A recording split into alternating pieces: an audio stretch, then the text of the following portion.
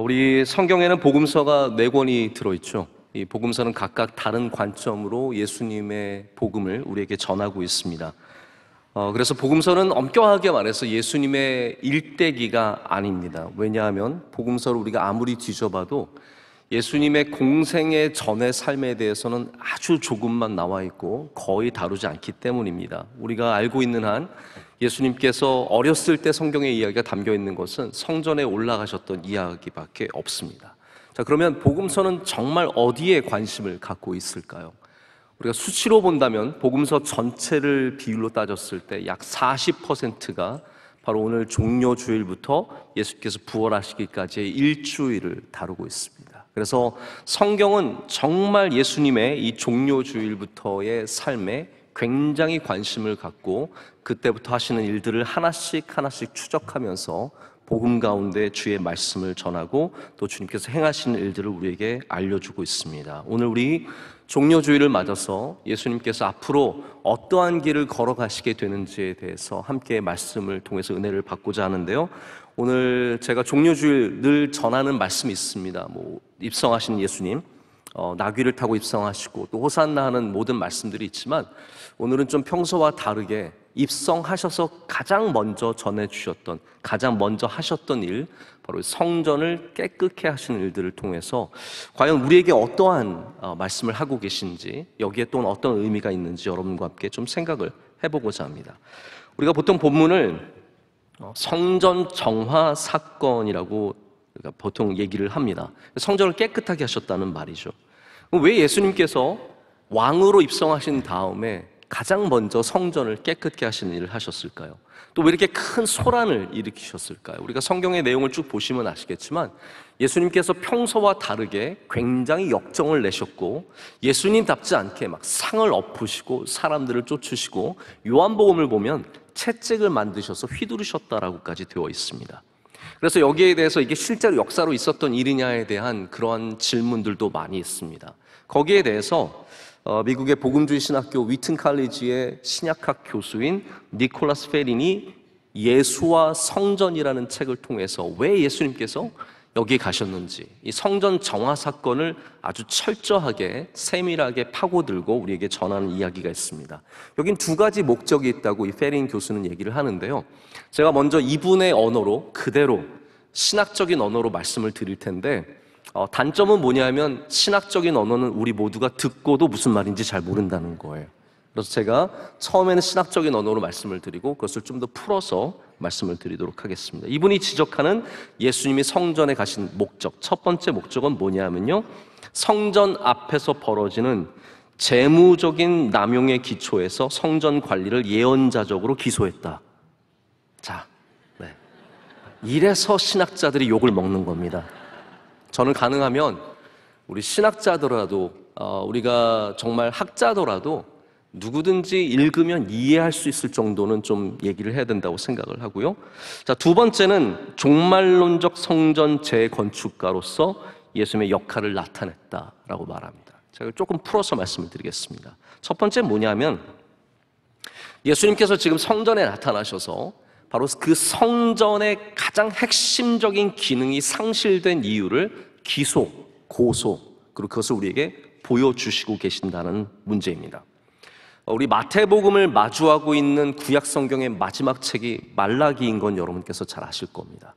자, 말라기를 보면 하나님께서 왜 이스라엘의 성전이 기능이 마비가 되었는지를 지적하시는 말씀이 나옵니다. 그래서 이 말라기와 마태복음의 연결성이 있습니다. 하나님께서는 예루살렘에 있는 성전에 있는 바로 그 제사가 하나님을 멸시하는 제사였다라고 지적을 하십니다. 왜 멸시입니까? 하나님께 귀한 것, 좋은 것을 드려야 하는데 사람들은 좋은 것을 가져온 다음에 그 다음에 안 좋은 것으로 바꿔서 드렸습니다. 그래서 온전한 양을 가져오면 그 양은 잘 간직하고 여기에 저는 양, 눈먼 양, 뭔가 상한 양을 갖다가 하나님께 드렸죠. 하나님은 그것을 나를 멸시하는 것이다 라고 하셨습니다. 그래서 제사장들과 지도자들을 하나님께서 굉장히 크게 질타하시고 지적하시는 말씀이 말라기에 나옵니다. 그럼 이제 신약으로 오면은 왜 이 시대의 성전의 기능은 무엇인가가 상실되었고 왜 기형적으로 바뀌었을까요? 예수님께서는 그것을 물질의 문제라고 지적하시는 겁니다. 바로 성전 앞에서 수많은 사람들이 실제로 예배에 참여하진 않지만 예배를 돕는 자들로서 물질의 풍요로움 속에서 이 예배가 무너져 있다는 거죠. 예수님께서는 바로 그 부분을 지적하시면서 성전을 깨끗하게 하시고, 성전의 깨끗함의 목적은 무엇이냐면 다시 기능을 회복하고 다시 온전한 예배로 가게 하기 위해서 바로 이러한 성전 정화 사건을 하셨다라는 부분이에요. 자, 두 번째는 뭐냐 하면 예수님께서 실제로 무너질 이 성전, 요한복음에 가면 예수님께서 이거 사흘 만에 무너질 것이고 내가 다시 일으켜 세우리라, 사흘 만에 다시 일으켜 세우리라는 말씀이 나오시는데, 그건 무슨 말씀이냐 하면 이 성전은 사라지지만 온전한 성전, 새로운 성전, 예수 그리스도께서 바로 그 새 성전이 되신다는 말씀입니다. 우리 명성교회는 지금 여러분이 예배드리는 이 성전, 원래 이름이 있어요. 우리가 예루살렘 성전입니다. 근데 우리가 이거를 예루살렘 성전이라고 부르나요? 아니에요. 뭐라고 부릅니까? 새 성전이라고 불러요. 이게 지은 지 10년이 넘었는데도 아직도 새 성전이라고 불러요. 우리가 새로운 성전을 짓기 전까지는 아마 영원토록 여기를 새 성전이라고 부를 것 같은데, 엄밀히 말씀드려서 여러분, 여기는 새 성전이 아닙니다. 예수 그리스도께서 새 성전이 되어주시는 거죠. 그래서 우리는 그 성전, 바로 온전한 영원한 성전 예수 그리스도를 우리가 예배하고 그곳에 가야 한다는 말씀을 주시는 겁니다. 예수님 바로 이 사역을 통해서 왕이신 예수님이 무엇을 하시는지를 우리에게 보여주고 계십니다. 자, 오늘 종료주일인데 여러분, 종료주일에 여러분이 꼭 가지셔야 하는 마음 하나는 이겁니다. 예수님을 나의 왕으로 모시는 것. 이게 종료주일의 진정한 목적입니다. 호산나 호산나 아무리 해봤자 우리의 왕이 예수님이 되지 않으면 그것은 헛된 찬양에, 오늘 말씀도 하지 않아요? 찬미가 없다는 거예요. 많이 노래하지만 진정한 노래가 없고, 많이 기도하지만 진정한 기도가 없고, 많이 예배하지만 진정한 예배가 없는 것처럼 우리가 그것을 깨끗게 해야 거기서 진정한 예배가 회복이 되고, 그리고 예수 그리스도께서 우리의 참 왕이 되시는 줄로 믿습니다. 그 왕이 오셔서 첫 번째 하시는 일이 뭐냐? 주님께서 여러분의 삶 가운데 왕으로 들어가셔서 첫 번째 하시는 일이 뭐냐면 바로 우리의 성전, 우리의 믿음을 깨끗하게 하시고 회복하게 하시는 일을 하기를 원하신다라는 겁니다. 그래서 예수님은 오셔서 오늘 깨끗게 하시는 사역을 하시는데, 그 깨끗게 하는 첫 번째 방식은 뭐냐면 바로 둘러 엎으시는 겁니다. 이걸 좀 다른 표현으로 하자면 깨뜨리시는 거예요. 오늘 예수님이 하신 일이 꽤나 충격적입니다. 매매하는 사람들, 돈을 바꿔주는, 환전하는 사람들, 그리고 비둘기 파는 사람들의 의자를 둘러 엎으셨습니다. 지금도 예루살렘에 가면 수많은 관광객들이 먼저 환전소에 들려서 돈을 바꿉니다. 지금도 예루살렘 성 안에는 수많은 작고 큰 환전소들이 있습니다. 거기에는 다마스커스 문에서나 라이언 게이트나 수많은 문에서 모두가 성전을 향한 골목으로 쭉 나아갈 때, 예루살렘 안에 골목이 진짜 복잡하거든요. 근데 모든 골목은 결과적으로 성전을 향해 가게 되어 있습니다. 그런데 그 골목에는 어느 곳을 가든지 호객꾼들이 있고 가게들이 있어서 무엇을 팔고 무엇을 사는 일에 전념하는 모습을 보게 됩니다. 예루살렘은 비록 그 옛날의 성전은 지금 없어졌지만 여전히 그 성전을 중심으로 똑같은 방식으로 돌아가고 있습니다. 예수님은 바로 그곳에 오셔서 다 둘러 엎으시고 깨뜨리시고 온전한 믿음으로 하나님께 나아가라고 말씀하고 계십니다. 박웅현 씨가 쓴 책은 도끼다라는 제목의 책이 있습니다. 이분이 책 제목을 카프카의 소설 변신에서 가져왔는데요, 변신에는 이런 대사가 나와요. 책이란 무릇 우리 안에 있는 꽁꽁 얼어버린 바다를 깨뜨려버리는 도끼가 아니면 안 되는 거야 라고 말하는 장면이 있습니다. 그러니까 책은 그 꽁꽁 얼어버린 얼음을 깨뜨리는 도끼와 같은 역할을 한다는 거죠. 지금 예수님의 말씀은, 예수님의 왕 되심은 우리의 삶에 오셔서 굳어버린, 기형적으로 변해버린, 기능을 상실해버린 그곳에 오셔서 그것을 깨뜨리시고 둘러 엎으시고 우리로 하여금 새롭게 시작하게 하시고 변화시켜 주시는 은혜를 베풀어 주신다는 겁니다. 그래서 주님은 오늘 나오는 표현처럼 둘러 엎으시는 분이십니다. 우리의 왕은 우리의 삶에 오셔서 가만히 앉아 계시는 것이 아니라 둘러 엎으신다라는 거예요. 여러분 삶에 있는 수많은 기형적인 것들을 둘러 엎으시는 거죠. 그래서 예수님은 산상수훈으로 유대인의 오랫동안 기형적으로 가졌던 복에 대한 개념을 둘러 엎으셨습니다. 예수님은 안식일에 병자를 고쳐주셨습니다. 남들이 함께하지 않는 세리와 창기와 교제하셨고 그들과 식사를 나누셨습니다. 제가 이번에 말씀을 준비하면서 이 비둘기 파는 상인이라는 거에 대해서 조금 주목을 하게 되었습니다. 근데 여기 보면은 비둘기 파는 사람들의 테이블이 아니라 의자를 둘러 엎으셨대요. 이게 여러분 어떤 의미일까요? 사실 여러분 비둘기가 뭐가 죄가 있겠습니까? 거기서 만약 예수님께서 비둘기 상을 엎으셨으면 죄 없는 비둘기를 막 꾸꾸꾸꾸꾸꾸꾸 그러면서 난리 쳤을 거 아닙니까? 그게 무슨 의미가 있겠습니까? 예수님이 정말로 원하셨던 것은 비둘기가 변화가 되는 게 아니라 우리가 변화되는 거였거든요. 우리의 의자를 둘러 엎으셨습니다. 그 상이 문제가 아니라 파는 사람들의 자리가 문제였다는 말입니다. 오늘 여러분께서 정말로 예수 그리스도를 우리의 왕으로 받아들이시면 예수님은 우리의 문 안으로 들어오셔서 우리 안에 굳어있는 것들과 망가진 것들과 모든 기형적인 것들을 깨뜨려 주시고 주님께서 새롭게 하실 줄로 믿습니다.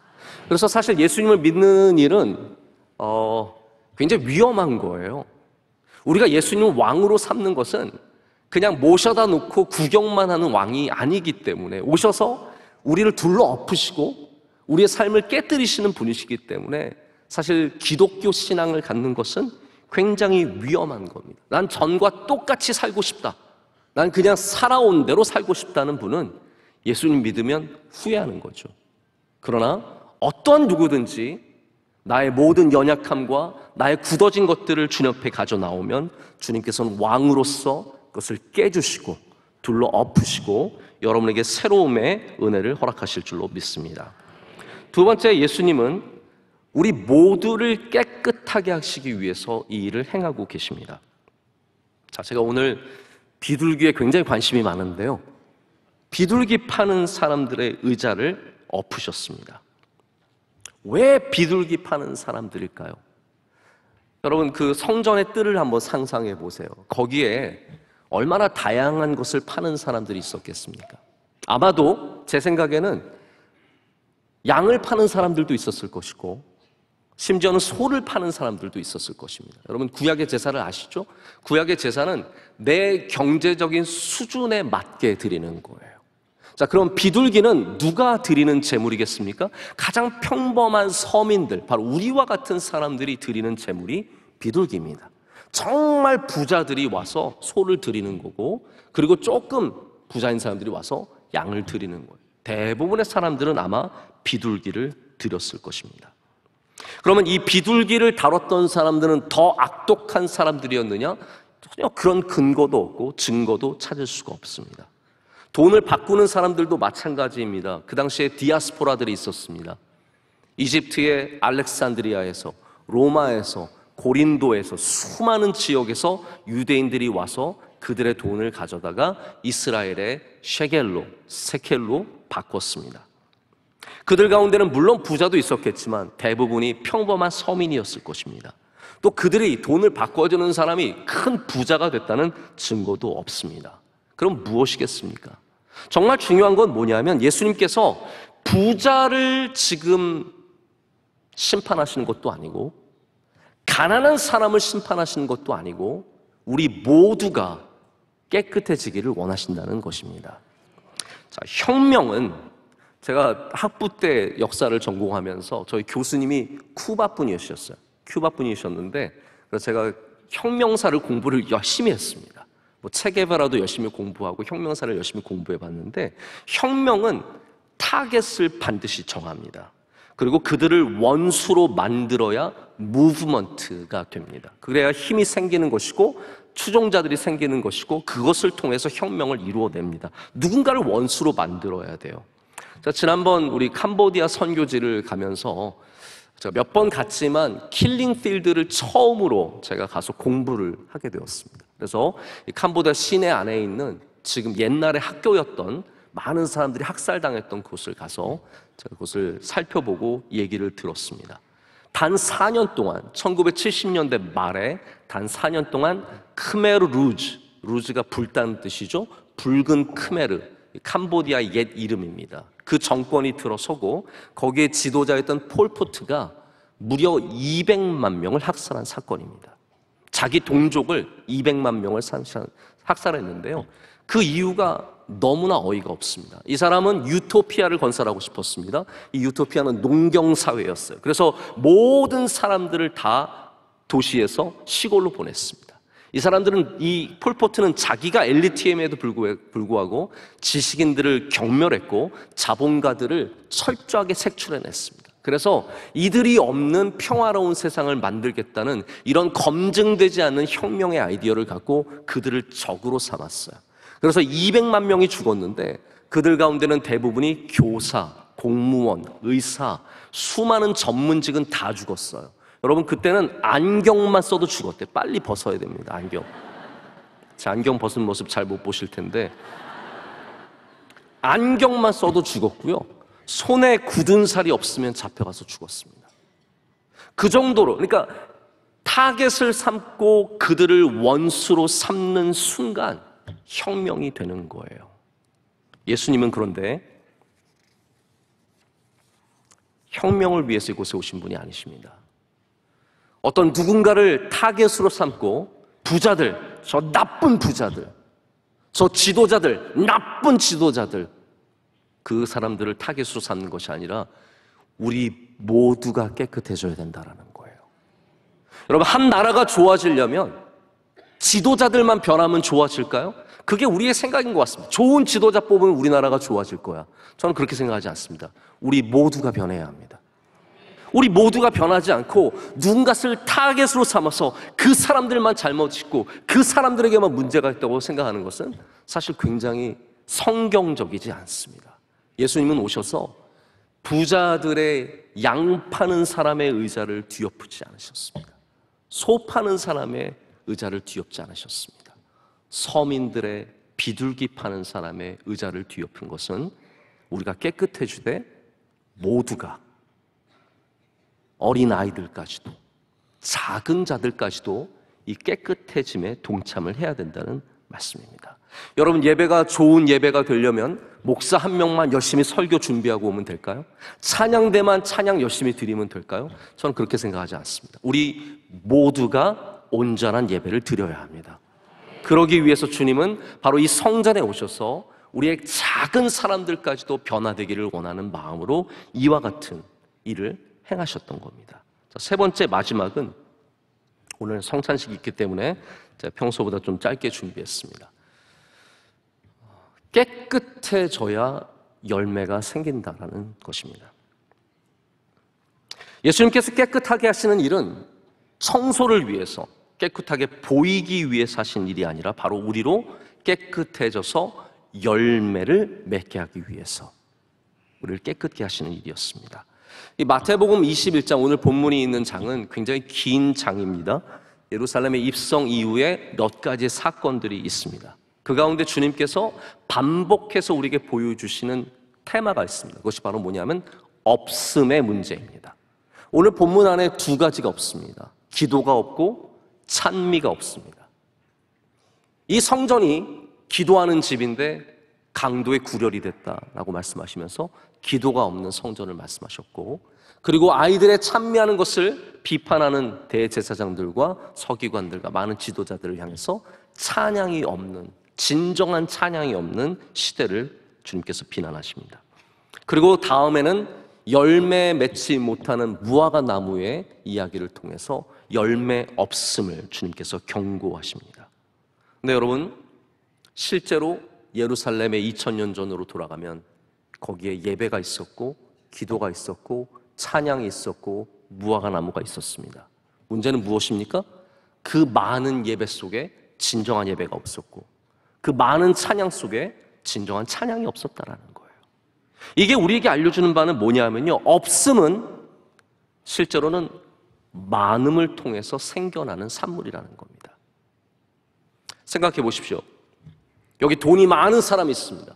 이 사람은 돈은 많은데 관계는 없습니다. 이 사람은 많은 사람들에게 인기가 있는 사람입니다. 많은 인기를 누리고 있지만 마음에 기쁨이 없습니다. 많음 속에 없음이 항상 존재합니다. 주님은 이 많은 성전에 오셔서 수많은 사람들이 제사를 드리는 그곳에 오셔서 돈을 주고받고 물건을 사고 팔고 바꾸어 주고 비둘기가 막 구르르 대는 그러한 곳에 오셔서 그 많은 것을 깨끗게 하십니다. 왜 깨끗게 하십니까? 진정한 예배를 만들어내고 진정한 열매를 만들어내기 위해서 깨끗게 하신다는 거죠. 그래서 우리는 주님께 우리의 많음을 의탁할 줄 알아야 합니다. 왕 대신 예수님께서 우리의 삶에 오셔서 우리의 많은 것이 무엇인지를 보십니다. 넌 뭐가 많으냐? 넌 뭐가 많으냐? 라고 물어보시고 무엇이 없냐라고 물어보시고 우리의 많음을 정리해 주시고 깨끗하게 하셔서 우리가 없는 것을 만들어내게 하십니다. 자, 이거를 우리가 제대로 이해하려면 요한복음 말씀을 생각해 보시면 좋습니다. 요한복음 15장에 예수님께서 포도나무 비유를 하셨거든요. 그때 무슨 비유를 하셨냐면 내 아버지가 농부인데 이 농부가 하는 일은 두 가지래요. 하나는 뭐냐면 열매를 맺지 못하는 가지는 제거해 버리시고 cut off입니다. 이건 잘라내는 거예요. 그리고 열매를 맺는 가지는 더 열매를 맺게 하기 위해서 깨끗하게 하신다라고 했습니다. 자, 비슷한 일을 하는 것 같지만 전혀 다른 단어입니다. 하나는 제거하는 것입니다. 없애는 겁니다. 근데 하나는 깨끗하게 하는 것입니다. 이 깨끗하게 하다는 단어는 영어는 prun인데 prun은 농업 용어예요. 이게 무슨 뜻이냐면 잔가지를 치다. 우리 전지하다라는 말 있지 않습니까? 무엇인가 열매를 맺게 하기 위해서 쓸데없는 것들을 깨끗하게 하는 거예요. 주님께서 우리 삶 가운데 오셔서 깨끗하게 하시는 일을 하실 때 반드시 하시는 것이 뭐냐 하면 컷오프만 하시는 것이 아니라 우리 삶에 있는 잔가지들을 깨끗하게 하시는 일을 하십니다. 여러분, 그게 때로는 되게 아깝게 느껴질 수 있거든요. 예수님 왜 뭐하러 이걸 없애세요? 왜 이거를 이렇게 막 하세요? 근데 여러분, 주님을 신뢰하시길 바랍니다. 주님께서 무엇인가를 없애실 때, 무엇인가를 깨끗하게 하실 때는 우리에게 고통을 주기 위해서가 아니라 그것을 통해서 더 많은 열매를 맺게 하기 위해서입니다. 예수님은 이스라엘 백성이 진정한 예배의 백성들이 되기를 원하셨기 때문에 이 성전에 오셔서 그 많은 예배, 많은 재물을 둘러 엎으시고 우리가 온전한 열매를 맺기를 초청하시는 겁니다. 오늘 여러분의 많은 것을 주님께 맡기시고 그리고 주님께서 깨끗하게 하시는 은혜를 꼭 누리시길 축복합니다. 말씀을 맺겠습니다. 우리가 이제 종료주일로 시작해서 이번 주를 우리가 고난주간이라고 부릅니다. 아시죠? 이제 고난주간이 시작이 됩니다.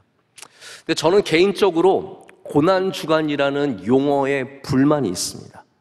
여러분 아시죠? 제가 좀 약간 불만이 많은 목사인 거 아시죠? 좀 불만이 있습니다.